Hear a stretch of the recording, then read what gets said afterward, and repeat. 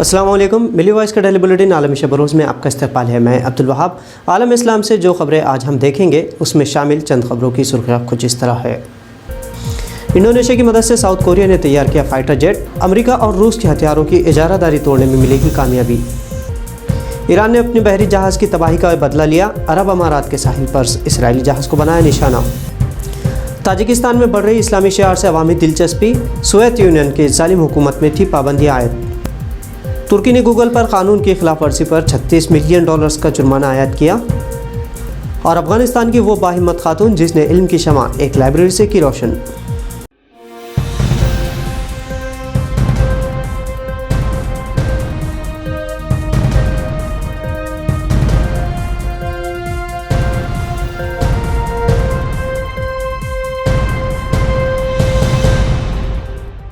नाज़रीन, अमेरिका और रूस हथियारों की फराहमी के मामले में इजारादारी रखते हैं। रूस और अमेरिका ही वो हथियारों के सौदागर हैं जो क़याम अमन के नाम पर पूरी दुनिया को दो हिस्सों में मुनक़सिम किए हुए हैं। लेकिन जदीद टेक्नोलॉजी से इस इजारादारी को तोड़ा जा सकता है और इसी में एक कदम कोरिया और इंडोनेशिया का है, जहाँ साउथ कोरिया ने इंडोनेशिया की मदद से फाइटर जेट तैयार किया है और इसकी नुमाइश साउथ कोरिया ने इंडोनेशियाई वज़ीर दिफ़ा की मौजूदगी में की। KF-21 नामी ये फ़ाइटर प्लेन दीगर फ़ौजी तैयारों के मुकाबले काफ़ी हल्का है, जो 25,000 किलो से ज़ायद का वज़न ले जा सकता है। इसमें हवा ही में मिसाइलों को मारने की क़ुव्वत भी है। यह हवाई जहाज़ 1 घंटे में 1300 किलोमीटर तक का सफ़र कर सकता है। साउथ कोरिया और इंडोनेशिया के माहदे के मुताबिक हवाई जहाज़ की तैयारी में 20% रकम इंडोनेशिया को अदा करनी होगी, जिससे इंडोनेशिया 48 जेट मार टेक्नोलॉजी हासिल कर सकता है। इंडोनेशिया का यह इक़दाम हथियारों की दौड़ में अमेरिका और रूस से हथियार खरीदने की मोनोपोली को तोड़ने की सिमत में देखी जा रही है। अब तक इंडोनेशिया इन दोनों ममालिक से फ़ाइटर प्लेन खरीदता आया है। मुत्तहिदा अरब अमारात के साहिल पर इसराइली कंपनी के बहरी जहाज़ पर मिसाइल हमला किया गया। हमले का इल्ज़ाम ईरान पर आयद किया गया है। इस हमले में जहाज़ को शदीद नुकसान पहुंचा है, ताहम किसी के जानी नुकसान होने की इत्तलात नहीं है। आलमी खबर रसा इदारे के मुताबिक कुवैत से अल-फजीरा जाने वाले इसराइली कंपनी के एक तिजारती बहरी जहाज़ को मुत्तहिदा अरब अमारात के समंदरी हदूद में मिसाइल के ज़रिए निशाना बनाया गया। इससे कबल इसराइल ने ईरानी जहाज़ को निशाना बनाया था, साथ ही ईरान के न्यूक्लियर प्लांट नतंस पर हमला किया था। इसके रद्दमल में गुज़िश्ता एक माह में तीसरी दफ़ा इसराइली बहरी जहाज़ों को निशाना बनाया गया है। इसराइल और मुत्तहिदा अरब अमारात की जानिब से बहरी जहाज़ को निशाना बनाए जाने पर किसी किस्म का तबसरा नहीं किया गया है, लेकिन जहाज़ की कंपनी ने वाक़ई की तस्दीक की है। ताजिकिस्तान, जो कभी सोवियत यूनियन का हिस्सा था, आज़ादी के बाद अब तरक्की की राहों पर गामज़न है। ताजिकिस्तान की राजधानी दोशांबे सोवियत यूनियन के खूनी पंजों से निकलने के बाद अब एक पुरलुत्फ़ शहर में तब्दील होती जा रही है। 99% मुस्लिम आबादी पर मुश्तमिल इस शहर में अब ताजिक बोलने वाले अफराद की तादाद में इजाफ़ा हो रहा है। ताजिकिस्तान वैसे सेकुलर मुल्क है, लेकिन सोवियत यूनियन के गाज़िबाना कब्ज़े से निजात के बाद यहाँ आफाकी इस्लामी निज़ाम में आवाम की दिलचस्पी बढ़ने लगी है। अपने 7 दहाइयों की सियासी कब्ज़े और मज़ालिम के बावजूद सोवियत पॉलिसी साज इस्लामी तहज़ीब ख़त्म करने में नाकाम रहे हैं। सोवियत यूनियन के इस्लामी मुखालिफ फ़ैसले 1920 की दहाई से शुरू हुए थे, जिसके तहत कई मुस्लिम उलमा इकराम और दानिश्वरों को कत्ल किया गया। लेकिन सोवियत यूनियन की शफ़ाक हुकूमत से आज़ादी के बाद अब नौजवान तबके में एक बड़ी तब्दीली और उमंग देखने को मिल रही है। तुर्की ने गूगल पर कौमी क़वानीन की खिलाफ वर्जी करने के ज़िम्न में $36.6 मिलियन का जुर्माना आयद किया है।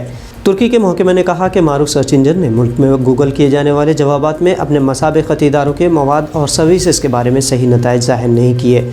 ये तुर्की की मुरवजा शफ़ाफ़ियत और मसाबिक़ती क़वानीन की पामाली है। तुर्क हुकूमत की जानिब से इससे कबल नवंबर 2020 में भी फेसबुक, ट्विटर और यूट्यूब पर अपने क़वानीन की पासदारी न करने पर हर कंपनी पर $1.18 मिलियन का जुर्माना आयद किया गया था। साल 2019 में यूरोपियन कमीशन ने भी गूगल पर यूरोपीय यूनियन कानून की शिकनी पर $1.69 बिलियन का जुर्माना आयद किया था। नाज़रीन, सेनेगल की आबादी 17 मिलियन है, जहाँ 94% अक्सरियत के साथ मुस्लिम आबाद हैं। अफ्रीकी साहिल इलाक़े में मौजूद इस मुल्क में जमहूरियत लागू है, लेकिन वसाइल की अदम मौजूदगी से इंफ्रास्ट्रक्चर इंतहाई कमज़ोर है। सेनेगल की 55% आबादी नौजवानों पर मुश्तमिल है और बेरोज़गार होने के सबब मुल्क में आए दिन रोज़गार के लिए एहतजाज होते रहते हैं। नौजवानों में फ़ारिग औक़ात में महबूब मशगला घुड़सवारी और फ़ुटबॉल खेलना है। गुर्बत की कसरत है, लेकिन प्रोफेशनल घुड़सवारों की आम सरकारी मुलाजिमत से बेहतर आमदनी के सबब नौजवान घुड़सवारी को तरजीह देते हैं। हाल ही में माह रमज़ान के मौके पर सेनेगल की दाकार मस्जिद, जो अफ्रीका की बड़ी मस्जिदों में शुमार होती है, यहाँ कोरोना केसों के कमी के सबब इज्तिमाई इबादतों को इजाज़त दी गई है। नाज़रीन, अफ़गानिस्तान यानी अमेरिका के 2 दहाइयों के कब्ज़ा झेलने वाला मुल्क, जहाँ वसाइल की क़िल्लत के सबब तरक्की इंतहाई नागुज़िर है, लेकिन इन हौसला शिकन हालात के बावजूद अगर कोई तब्दीली लाना चाहे तो ज़ाहिर है उसे मुख्तलिफ़ मसाइल का सामना और चैलेंजेस का सामना करना पड़ेगा। इसी तरह के नामसाइद हालत के बावजूद तब्दीली में कामयाब होने की मिसालें तारीख़ रकम करती है, और कुछ इसी तरह की मिसाल अफ़गानिस्तान के हेलमंद इलाक़े की है, जहाँ एक खातून नर्स ने अपनी अनथक मेहनत से लाइब्रेरी का क़याम किया और अब इस लाइब्रेरी से सैकड़ों अफराद इल्म की शमع से मुस्तफ़ीद हो रहे हैं। हुमैरा नौरोज़ी नामी खातून ने हेलमंद के ख़वातीन के मामला से मुताल्लिक़ महकमे के सरबराह शिरीन वफ़ा के साथ अपना आइडिया शेयर किया, जिन्होंने सूबाई दारुल हुकूमत लश्करगाह में लाइब्रेरी क़ायम करने के लिए एक कमरे की पेशकश की। ये ख़वातीन की पहली लाइब्रेरी थी जो तालिबान के दौर हुकूमत और उनकी हुकूमत के ख़ात्मे के बाद कई वर्षों तक बंद रही।